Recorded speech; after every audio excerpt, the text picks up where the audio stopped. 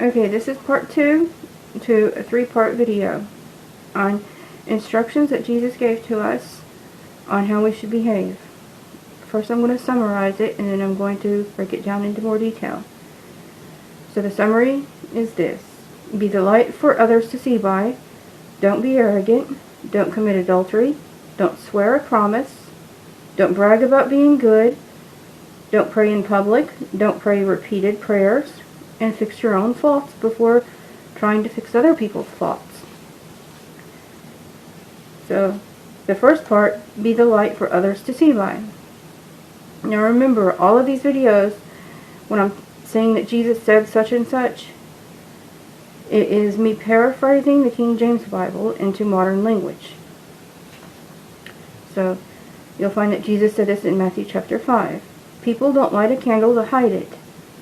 They light a candle, then put it on a candlestick so it will light up the house for all to see by.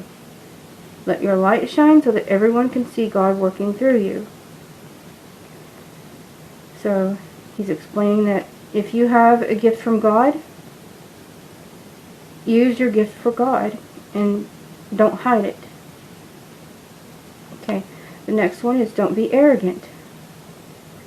This is from Matthew chapter 23. Someday, those people that seem to be powerful and popular will be servants to the lowly. And whoever worships themselves will be struck down to being worthless. But those who don't seek fame and power will someday receive it because their humility shows that they can handle fame and power properly. They can handle it without honoring and worshiping themselves, and without demanding others to honor and worship them. Okay, so here's something else Jesus said. When you are called to a wedding, don't sit in the most important seat, in case someone more honorable is called. And he that called you to the wedding tells you to give him your seat, and you feel ashamed to have to move to the least important seat. Instead, when you are called, sit down in the least important seat, and when he that called you does come by, he may say to you, "Friend, take this better seat." Then you will be honored instead of ashamed. Everyone that tries to make others honor them will be humbled, sometimes even humiliated. But whoever first humbles themselves will be honored. You'll find that in Luke chapter 14. So, Jesus was saying in that one, basically, if you're so arrogant that you demand other people to honor you, then something's going to happen to humble you. You might be humiliated too. So, don't make a fool of yourself by demanding honor where you don't actually even deserve it. So, those that are truly honored by others are the humble, because someday the humble will be seen as being good people. Okay, the next one is don't commit adultery. And Jesus had a lot to say about that. So the first one will be from Matthew chapter 5. The scriptures say not to commit adultery, but I say, if you look at another woman with lust, you have already committed adultery with her in your heart. Okay, and now in Jesus said in Mark chapter 10, he said, whoever sends away his wife and marries another commits adultery, and whoever marries his wife also commits adultery by marrying her. And in Matthew chapter 5, he says, if you divorce your wife other than because of fornication, you are causing her to commit adultery if she remarries, and the person marrying her commits adultery by marrying her. So Jesus believed in purity in marriage, meaning Jesus believed that you should be a virgin before you get married. Both people, the man and the woman, they should both be virgins when they get married. But that doesn't happen always. So the best thing you can do is obey Jesus as best as possible with the circumstances that you are in right now. So you got to think about how can you be as pure as possible from what you are right now.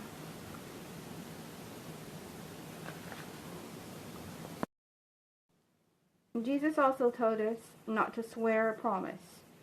He said, just say yes or no. To swear that something is true just shows that something is wrong. And you will find that in Matthew chapter 5. Now, skipping on ahead,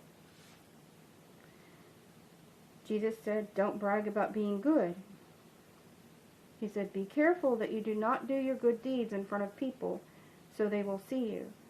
Otherwise, you won't be rewarded by God in heaven. When you do good deeds, don't brag about it, as the hypocrites do in the churches and in the streets, so that they may be popular from doing their good deeds. Popularity is the only reward that they will get. They will not be rewarded in heaven for those good deeds. When you do good deeds, don't talk about it to others. Do good deeds in secret so that God will reward you. So you'll find that in chapter 6 in the book of Matthew. And if you notice, a lot of people, religious people, they will do charity work and brag about it. And they do it because they think that it will make them more popular, or they'll get more money for their cause or whatnot. But of course they need, if their cause is to help the poor, then of course they do need the money. But they don't need to be bragging about, oh, they did this, so and so did this wonderful charity work, and they're such an amazing person because they did that. That's not what Jesus wants us to do. He wants us to do charity work, but not brag about it, meaning we're not even supposed to say that we did the charity work. We're not supposed to have our names put on a plaque saying, thank you for so-and-so, whoever's name is on the plaque, for contributing to this charity. Because that's not what Jesus said to do. He said, don't brag about it in any way whatsoever. This is what Jesus says about praying. He says not to pray in public and not to do repeated prayers. Now, I don't know how many religious people do this, but it's not what Jesus taught us to do. Look at Matthew chapter 6 for this one. And when you pray, you shouldn't pray as the hypocrites do. They love praying in the churches and on the streets in public so that the people will see them. Public recognition is the only reward they will get for praying this way. They won't be rewarded in heaven for praying in a bragging way. Bragging. Do not pray in a bragging way. But when you pray, go into a private room and shut the door. Pray to God in secret. God sees in secret what you do, and He will reward you openly. So your relationship with God should be personal, one-on-one relationship with God. It shouldn't be about bragging. If you're bragging about your relationship with God, then that's not really a relationship with God. That's a relationship with the public, and you're trying to get recognition for something. You're trying to be arrogant and brag. Bragging is just bad, no matter what it's about. Jesus also said not to pray repeated prayers. You'll find this in Matthew chapter 6. When you pray, don't repeat the same prayer over and over as the wicked do. The wicked think that they will be heard better if they pray the same prayer over and over. Don't be like them. God knows what you need before you even ask Him. So, when you pray, make sure it is your own words, your original thoughts, coming directly from your heart and your mind. What is your thoughts at the moment when you're praying? Not Not something that you wrote down a long time ago, or something that someone else wrote down and you're just reading the prayer from a prayer card or something like that. Jesus wants us to pray sincere prayers, not repeated things. The last thing on this video is worry about fixing your own faults before you try to fix other people's faults. So you'll find the scriptures that I'm mentioning in Matthew chapter 7 and Luke chapter 6. And Jesus says this: "Don't criticize others, then others won't criticize you. They will treat you the same way you treat them. Why worry that there is a speck in your brother's eye when you don't even think about the board that is in your own eye? How can you say to your brother, 'Let me pull this speck out of your eye,' when you can't even see because there is a board in your own eye? You hypocrite!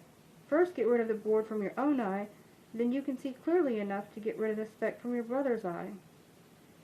And the other thing that Jesus said about it was, if a blind man leads another blind man, they will both fall into a ditch. So basically that very last one is, if a fool leads another fool, then they're both going to fail. You can't follow a fool and expect good results from it. And as far as the other one goes, it's talking about the board and the speck. That just means if you have a lot of things wrong with you, you have a lot of faults, you need to work on you. You need to fix your own faults. You need to fix what's wrong with you before you go trying to fix what's wrong with the other people. So if you're running around criticizing everyone, oh, that's what's wrong with them, that's what's wrong with them, that's what's wrong with them. Well, what about you? What's wrong with you? Think about that, because we are all at fault for something, and we can all improve on something. So